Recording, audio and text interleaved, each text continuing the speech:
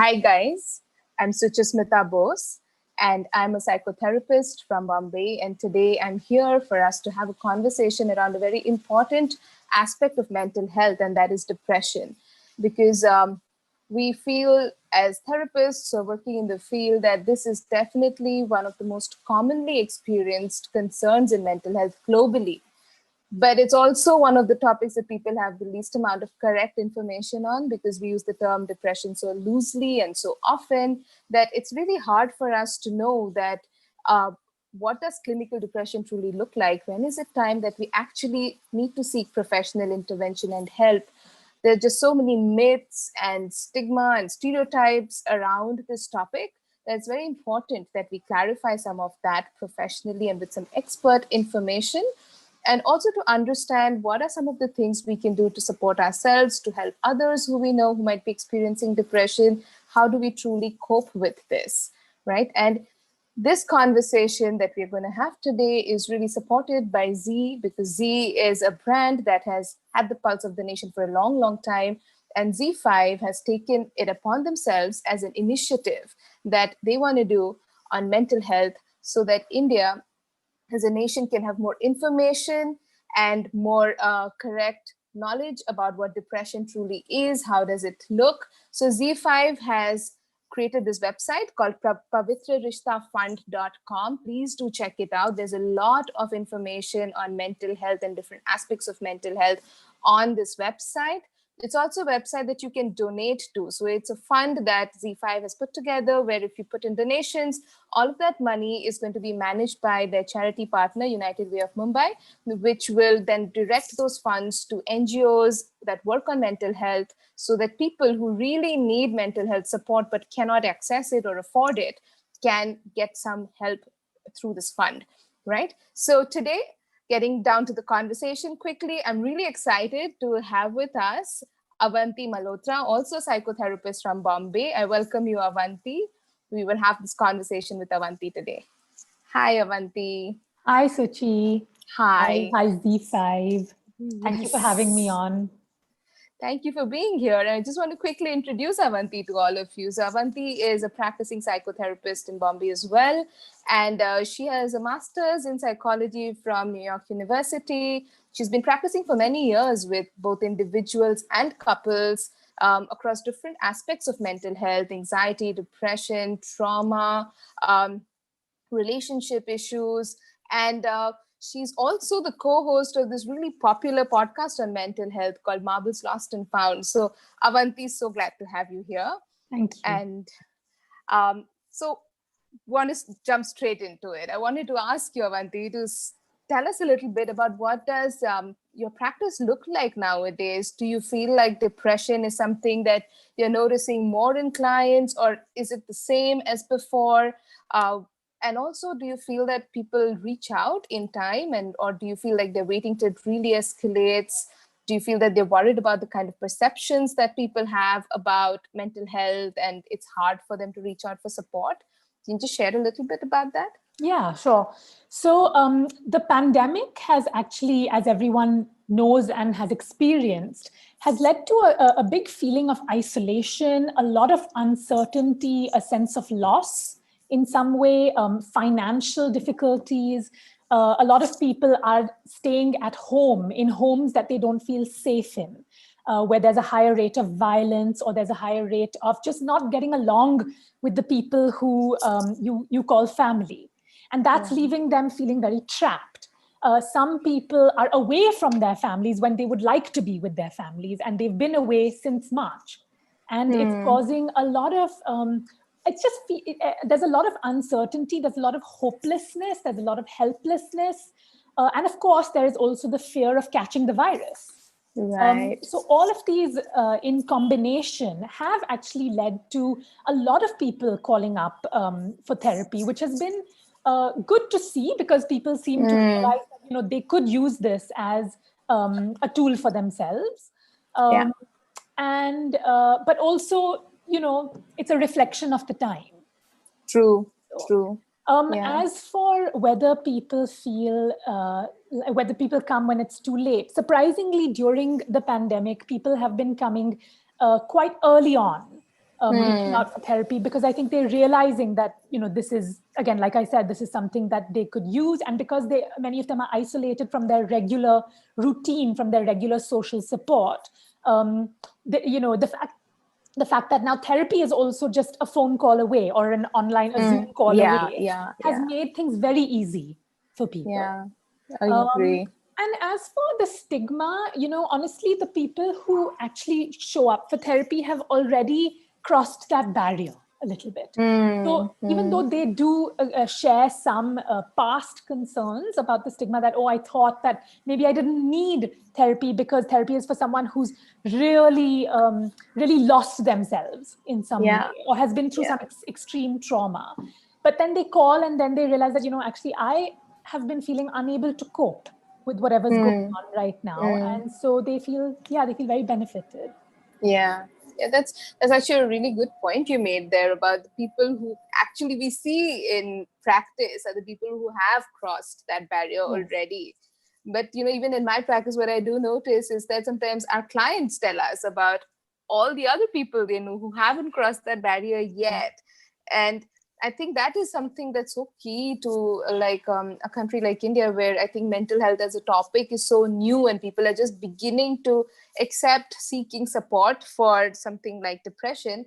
I think it's so key that the people who have reached out for help or have benefited from support professionally, when they go out and spread the word. And I think that ripple effect is really what we're relying on for more and more people to seek out help in time. Yeah. But so Avanti wanted to understand, I think a lot of people would really want to know what really is depression, because we use this term so loosely all the time that also a lot of confusion around other mental health concerns. People call it depression, just they assume everything is depression because they don't know what the other terms could be. So if you could just help us understand a little bit what clinical depression truly looks like. Yes. So, of course, we all go through days or periods of sadness when we feel low, when we feel like we can't cope. But for many of us, these periods go away on their own. Things change, our routine changes, the way we cope changes, and we seem to not feel so sad anymore. Right. And depression is essentially a medical illness where the feelings of sadness are so intense, and they are coupled with feelings of hopelessness, helplessness, and worthlessness. And these feelings persist. They persist for several days, up to weeks on end. And that is essentially what sort of the definition of depression. And depression, what it can look like in you, so what the symptoms are a combination of several checkboxes. So I'm going to name a few right now. So it could be, you've noticed a change in your sleep patterns. And you're trying things and it isn't going back to normal. So you're either sleeping too much or you're sleeping too little. You've noticed a change in your appetite. You're either eating too much or eating too little. You've noticed a change in your interest levels. So things that you used to be interested in no longer catch your interest at all. And you're confused about that, because you're like, I used to really enjoy having a conversation with my friends. I used to really enjoy reading a book. I used to enjoy watching stuff on Netflix. And now I just can't. I can't focus. I can't be bothered. Then feelings of extreme lethargy, feelings of sudden anger or irritability, when initially or earlier you never used to have those bursts of anger and irritability. A loss of pleasure around things that brought you pleasure no longer do. So those are a few of the symptoms of depression, and really the way to understand whether you or a loved one has depression is to get it actually checked by a medical professional. A doctor or a psychiatrist or a therapist. I can cannot agree with you more on that point, that when people ask, how do I know if someone has depression, is to really clinically diagnose it, I think it's so important to reach out to experts who can officially diagnose that. But you don't need to know for sure that you have depression to seek out help, right? So you can seek out help when you feel like your internal resources or the immediate resources around you is not enough for you to be able to cope with what you're experiencing right now, or for somebody else, for them to cope. Because we're getting so much of those kind of calls right now during the pandemic, where friends are calling for other friends or relatives that, there's this person who I think is experiencing something that looks like depression, but I just cannot support this person because I myself am struggling so much with everything that the pandemic has brought up for me. And then the social distance, what do I do? How do I truly support them? And I would really suggest, and I'm sure Avanti, you would also agree, that if you know you can't support someone who really needs help, or you yourself are struggling a lot, please encourage them to see someone professionally, because professionals are equipped and they will have the bandwidth to provide you that support once they commit to that for you. Right. And also, I think, before the pandemic, there was a lot of sort of exhaustion about picking up your phone, finding the right therapist, calling the therapist, making an appointment, traveling to the appointment, and making sure you do that on a weekly basis. Whereas now, sort of the pandemic has kind of made it easier to pick up and reach out and say, okay, I can do it from the comfort of my own bedroom. Correct. Yeah. And so as a friend or as a family member who's noticing that someone you love is experiencing something or it has changed in a way that you're not able to fully understand, I don't know, the best way to approach this would be to ask. So to ask, what is it that you're going through right now? Because I've noticed that, you're behaving in a different way, you're feeling all these things, and I'm not sure how to help you. So what can I do right now for you? And chances are that they may not have the language, they may not have the vocabulary to describe what they're going through, but something is off for them. So listen to them, validate them, and then, of course, leave them those resources. So what that actually means is some responsibility for you, which is to learn what depression is, to learn what it looks like. So Google is your best friend here. Right. Just a simple, what is depression? How can I help a friend who's going through depression? Will just equip you in dealing with the person you love. And then to look up resources that can actually help that person. So, look up good therapists in the city that you live in, or even not in the city that you live in, because now it's just a Zoom call or a phone call away. Right. And give those resources to that person. So that's a very helpful step. Yes, thanks. So guys, if you have questions about whatever we're talking about, just keep typing them into the Q&A box so we can get to them at the end. But here, Avanti, I really wanted to raise this point about this really popular misconception that does the rounds all the time, that depression is all in the head and it's a phase that will pass. You just have to wait. And also how a lot of people who experience depression, they will often share with you that people around them will usually tell them that get over it, come on, be positive, try and get yourself moving. And how basically what that implies is that depression is a choice, that I'm choosing to stay depressed, I'm choosing to not change this for myself. Do you want to share anything around that? Yeah, I mean, of course, my gut reaction is no, that is not at all what depression. It's not in your head. It is not a choice. No one wants to be depressed, right? If you actually know or speak to someone who is depressed, they don't want to, because they cannot see the light at the end of the tunnel. It is a very bleak, very harrowing phase to be in. Right? So it's not a choice. It is a change in your brain's neurochemistry, in the way that you respond, the way that you feel about things, the way that you think about things, and the way that you behave as well. And it affects you physically. It's not just affecting you emotionally or psychologically. So, some people do manage to get through depression without taking medication, for example, but that doesn't mean that they've just willed themselves out of it. Everyone's different. Everyone's internal landscape looks very different. Yes. And also, I mean, to understand that depression is not just one point it is a continuum, and that you could be anywhere in that continuum in terms of the intensity with which you're experiencing the symptoms. So, if it is something that is at a very starting level in terms of intensity, it might be easier for you to cope with or manage with some internal and external support. But at a higher degree, you will probably need both psychiatric and therapeutic intervention to sort of cope with it.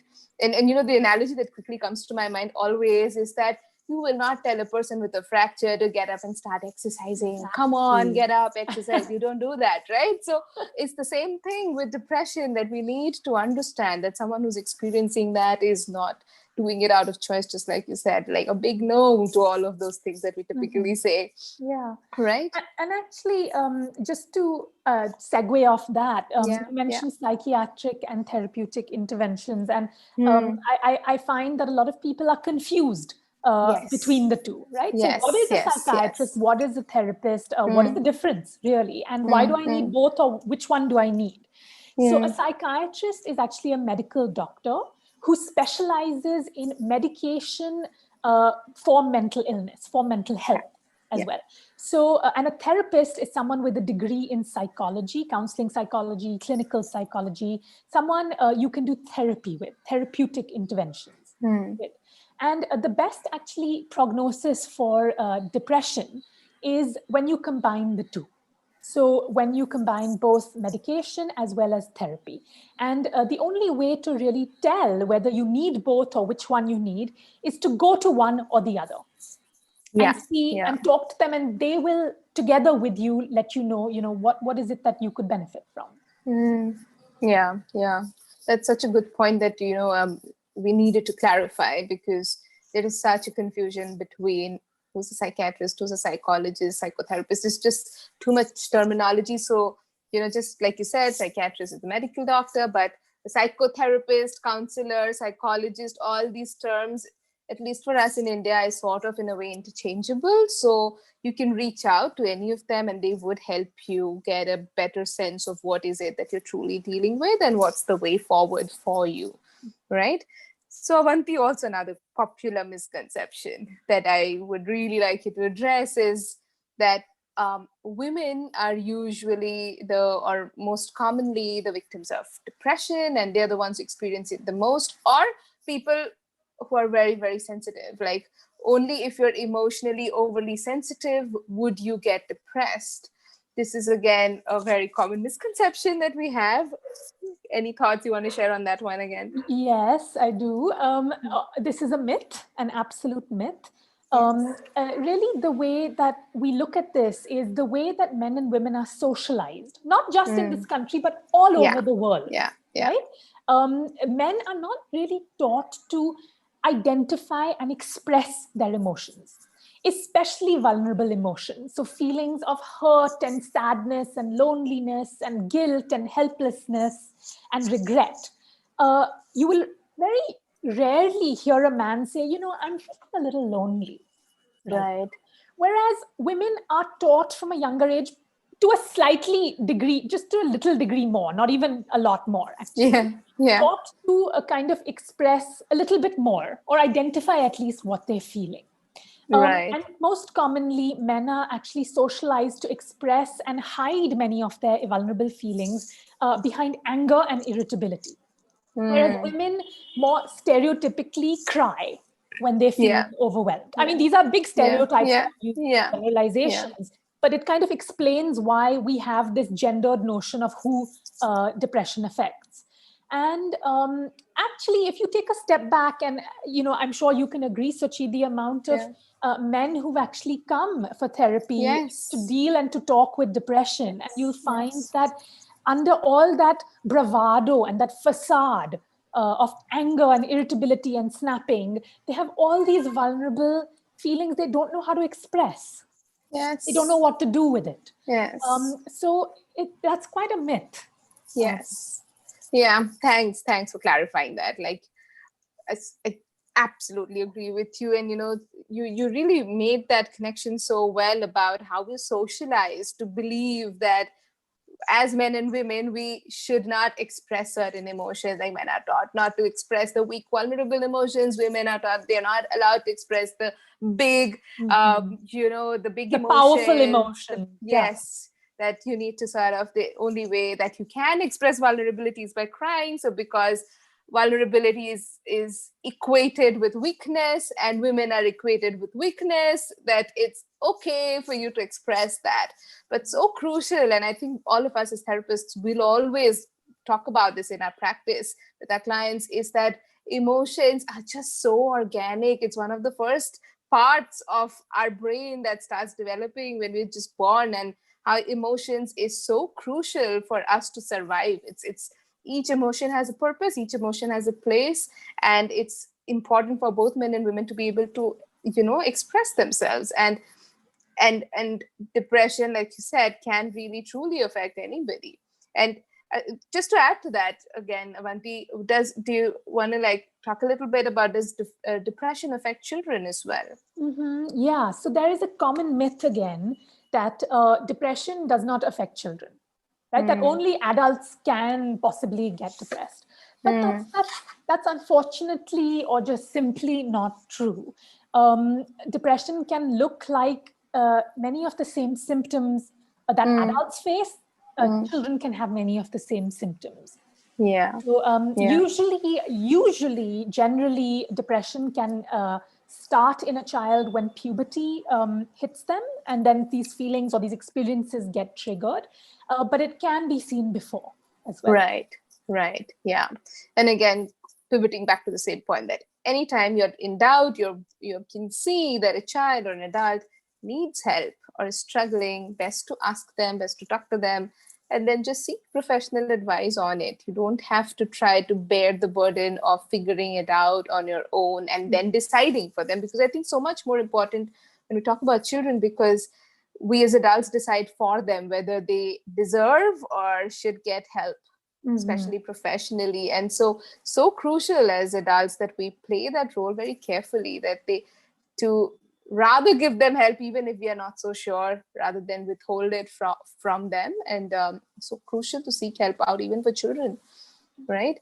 So then Avanti, maybe now we can talk a little bit about, you already addressed how there's a difference between psychiatrists and therapists, but quickly to talk about, how do you typically address depression? How do you deal with it? How do you treat it? If you want to just summarize that again quickly for us. Yeah, sure. So usually it's a combination of therapy and medication, but either or could work. So usually the medication kind of brings the client up to some stable functioning level. So if they've been, if their appetite, their sleep, their moods have been completely getting in the way of their daily functioning, medication can bring that daily functioning back to normal, a little bit normal.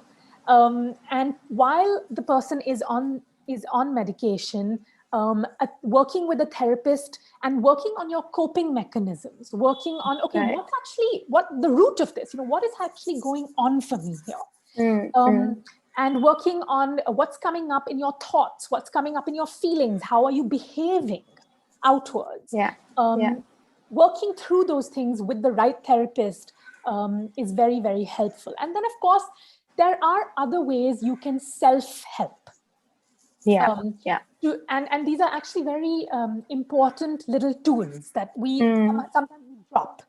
And it's okay to sometimes pick it back up again whenever you drop it. Right? So making sure that you've got a routine. And I know during the pandemic, a lot of us have really let go of routine. And it's not our fault, right? It's the fact that life has changed. There is no shape to it right now. So how do we create a shape for ourselves? And so just little goals, setting little goals, like waking up in the morning at a certain time, making your bed in the morning, making sure you have something to eat or drink in the morning, making sure you just walk around during the day and you're not just sitting in one space. Making sure that you eat your meals at a certain time, and then seeing if you can bring in some semblance of sleep and rest, even if it's not happening, at your usual 11 p.m., if it's happening at 2 a.m., allowing yourself to to do that, to experience Correct. that and to rest, and Yeah. not to beat Yeah. yourself up about this Yeah. pain that True. you're going through. And then, after that, beyond that, there are little other things that you can also do. So right now, life feels very bleak for a lot of us, very hopeless, very like, I've got nothing to look forward to. I don't know what's going to happen. I don't even know if I'm going to have a job at the end of Yeah. these 2 months, Yeah. Yeah. right? I don't know when I'm going to meet my family. But despite all that uncertainty, despite all that fear, right, to create little goals for ourselves, little ones, whatever they are, something to look forward to, something that I will enjoy, something that I can work towards. Right. And that gives you a sense of meaning, a sense of purpose. And depression really is a loss of meaning, a loss Yeah. of purpose. Yeah. So Yeah. just to find that Yeah. again in yourself, and you don't have to do it alone, and you don't necessarily have to do it with a therapist or a doctor. You can find someone to keep you accountable, like a friend or a family Yeah. member. Yeah. Yeah. Yeah, yeah. Thank you. I think that would be really helpful for people to know, just these, even if you are not clinically depressed, you might still be struggling emotionally right now. And these tips are so useful for all of us to really use right now. I think we're all struggling. We're all in the same boat. And like you said, I would also really re-emphasize the need for some kind of structure. Please do not focus on having an ideal structure. I think we're also getting stuck in that I want to go back to the life that I had before and trying to create that routine again. But I think it's not possible to do that right now, like you said. And it's so crucial that we just go with the fluidity, but have some sort of structure within that fluidity. In my head, I would always draw the analogy of water and a river, that, like water free flowing can create so much chaos for us, and we don't know how to contain that. But like a river, because it has some structure with the earth around it, there's a structure, so it is so much more beneficial for us, that water. So similarly, if we can use some combination of flexibility and structure for ourselves, it doesn't have to be ideal, but consistency at this point, some amount of a body clock that we can rely on in terms of appetite and sleep, I think would be really helpful. So thank you so much for all those tips. I think that would be really helpful for everyone to use as well. And then just to quickly add to that one, like, what if we are, with a family member, or we have a friend who we think might be struggling with their emotions, might be even clinically depressed? What are some of the ways that we could support them or help them at this point? So if you're noticing changes in the way that they're behaving, in their moods, in their sleep appetite, all those symptoms, ask them, what are you feeling? What are you going through? Have there been some changes? Because I'm noticing some changes. And maybe they'll try and shut you out. Maybe they will actually open up to you. Maybe they don't know how to, right? Right. Yeah. But you, as the one who is not going through what they are going through, can actually pick up the ball for them. So, Right. keep at it, keep asking them, enter their boundary a little bit. I mean, their boundary as in like by asking and showing up for them. Right. Do your own research on depression, on anxiety, on whatever you feel that they're going through. Look it up online. Google is your best friend, really. And keep those resources out, so you can even have little reading, like little articles for them. Just send them to them, let them read them in their own time, to know that this is something that can actually be managed. Yeah. And then to, I don't know if this is to ask for too much from people, but to kind of look up your own, look up therapists, look up doctors, people who could help the person that you love, and give the person that you love those resources. Right. And offer to, make the phone call for them, offer to be around with them when they do want to make the phone call. Right. Yeah. Yeah. Thank you. I think that's helpful for people to know. And I think, again, like, for all these resources, or to know more about mental health, or even where to seek help from, a lot of resources are available on the PavitraRishtaFund.com website. So people can access that there as well. So it's easier for you. You don't have to go through that whole process of looking up people, because it's hard. So that's one thing you definitely can do, everyone. And like Avanti said, I think we undermine the importance of just checking in with someone and asking them how they are doing. And it's something as simple as that, which is probably often enough. And especially right now, because I think, again, with social distancing, a lot of our friends probably are very alone, isolated, maybe living alone, also stuck, and they may not be in the headspace to reach out. And we are also so occupied, we forget to reach out. So just taking a moment, if you have the bandwidth for it, taking a moment, thinking about who is it that you might want to just reach out to, dropping in a text or a call, just check in on friends, how they're doing, especially the ones that you're noticing are completely sort of disappeared on you, or like have suddenly withdrawn a little bit. With people who withdraw, we tend to our first reaction is often that leave them, let them be, or I don't know what's the problem. So we forget about them, or we get passive aggressive with them. But instead, if we can just take one moment, put our ego aside and check in with them and ask them if all is okay, I think it could be really helpful if someone's struggling, especially in these times. But thank you, Avanti, for all those tips. I think all these ideas, suggestions, tips would be really helpful for all of us to use for our own selves and for people around us as well. And maybe now we can just quickly check on some questions. I can see that there's some questions for us, so we can address those questions as well. So I'm just going to look up what questions we have.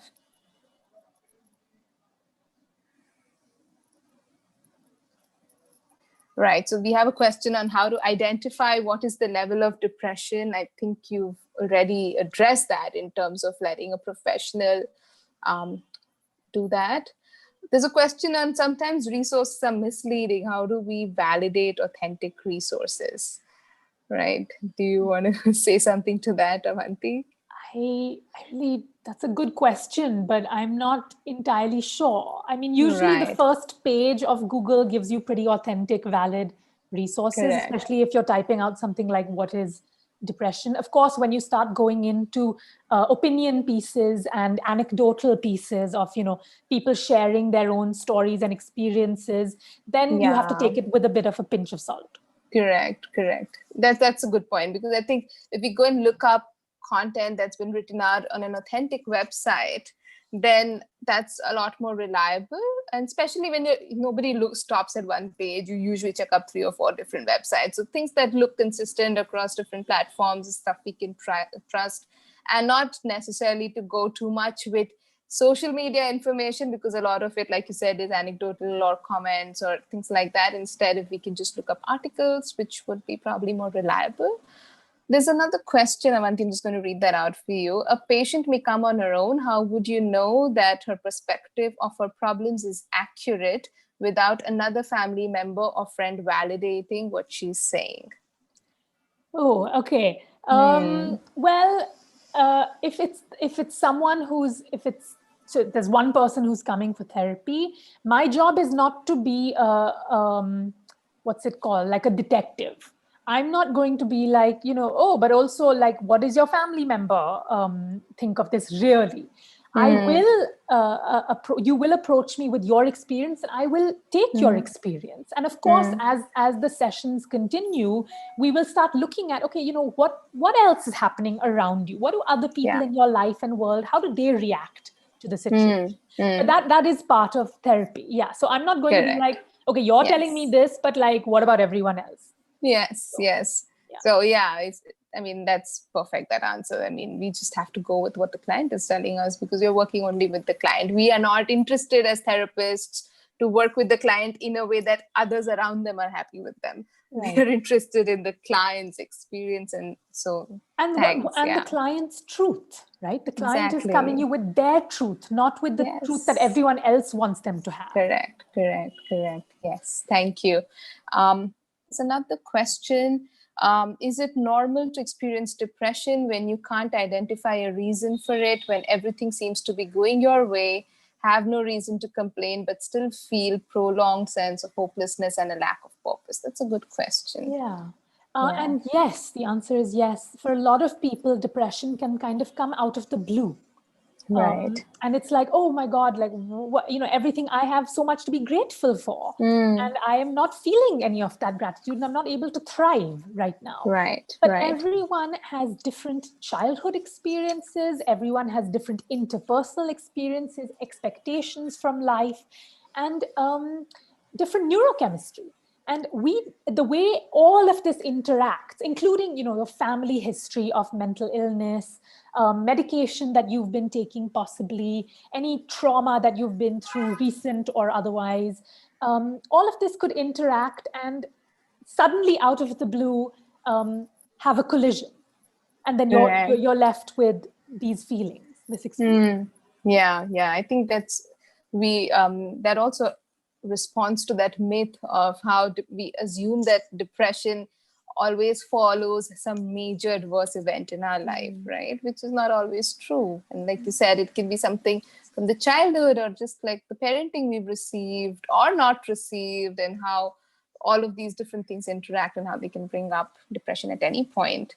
Right. There's another question on what is the difference between anxiety and depression? I always find it really tricky to answer that question, Yes. because we see it so much, right? And so we know exactly what it is. And when you're too close to the topic, you're like, how do I actually define this? Yes. But I guess how I would answer that is, anxiety, the way anxiety presents itself is slightly different from depression. And of course, the two can coexist. So in fact, for Right. many people, Right. they often experience both anxiety and depression together. But anxiety often comes up as restlessness, feeling on edge, feeling like you constantly have to move, you can't focus, you're irritable, you're ruminating a lot, you're going over the same thing again and again and again. Would you like to Yeah. add anything about So anxiety? yeah, I mean, maybe just to add one thing there, normally, with clients also, especially when both anxiety and depression sort of coexist, one of the things that I sort of try and tell them is that anxiety usually is experienced in a state of hyperarousal. Like you feel like too much restlessness, too much energy, too much overthinking thoughts. Honestly, too much thought can happen in both, in depression and anxiety. But usually, if just some sort of a differentiation marker could be that with anxiety it's more of a state of hyperarousal, whereas with depression it feels more like a state of hypoarousal, where just low energy, lower mood, lethargy, that kind of a feeling. However, some of these symptoms can overlap.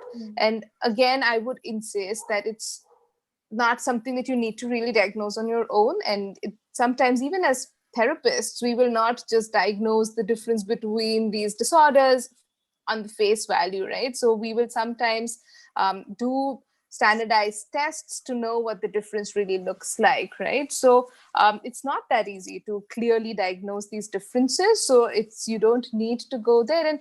And to be honest, at the end of the day, the diagnosis is important from a treatment perspective.